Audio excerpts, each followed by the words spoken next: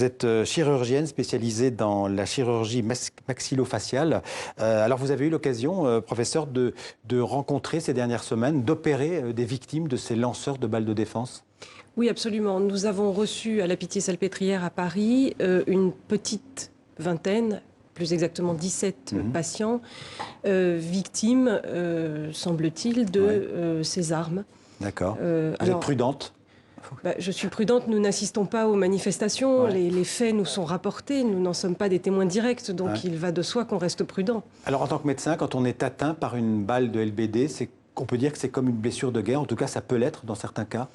Alors, les blessures causées par ces projectiles se rapprochent de celles qu'aurait un patient qui aurait reçu un caillou, par exemple, sur le visage.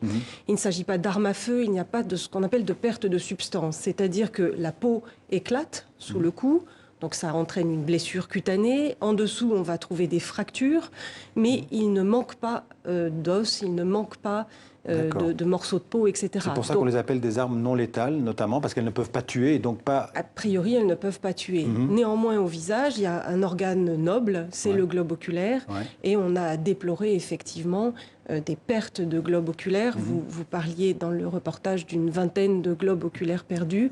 Je crois que c'est le chiffre qu'avance le Collège national des ophtalmologistes aujourd'hui. Est-ce qu'une balle de LBD peut fracturer un crâne? Oui, ça a été rapporté, je crois, à plusieurs reprises par nos collègues neurochirurgiens, entre autres. Donc oui, très probablement, comme pourrait le faire une pierre lancée avec une grande vitesse. Évidemment, ça dépend aussi de la distance et de la... Très certainement. Alors, je suis loin d'être expert en balistique. À dire vrai, je n'y connais même rien du tout. Mais les blessures que nous constatons au visage, je vous le redis, sont celles que pourrait avoir quelqu'un tombé d'un échafaudage, par exemple, ou recevant un caillou ou un objet contondant dans le visage. Pourquoi est-ce que vous avez accepté de témoigner aujourd'hui en tant que médecin? On entend beaucoup de choses sur ces blessures. On entend le terme de gueule cassée, par exemple, dont j'aimerais dire qu'il faut peut-être... voilà, pour lequel j'aimerais dire qu'il faut peut-être garder un petit peu de raison. Ce qu'on a appelé les gueules cassées pendant la guerre de 14-18, entre autres, ce sont des patients auxquels il manquait littéralement une partie du visage. Et c'est pour ça que je voudrais apporter cette précision. Bien sûr, ce sont de vraies blessures, ce sont des gens qui ont des fractures, qui ont des plaies, mais il ne manque rien, sauf le globe oculaire lorsqu'il est perforé. Alors vous êtes médecin, mais vous êtes aussi citoyenne. En tant que médecin, vous ne demandez pas l'interdiction de ces armes, de ces lanceurs de balles de défense? Alors, en tant que médecin, je n'ai pas grand rôle à jouer pour demander ce genre de choses. Je crois que dans d'autres pays, le maintien de l'ordre est effectué de façon différente, avec d'autres moyens. C'est vrai que la France est un des seuls pays qui utilise ce type d'armes, en tout cas dans les maintiens de l'ordre. Voilà. En tant que médecin, nous sommes toujours absolument désolés de voir des gens blessés, quels que soient les motifs de ces blessures et quelles que soient les circonstances de ces blessures. Donc, bien sûr, perdre un œil, c'est quelque chose d'absolument dramatique.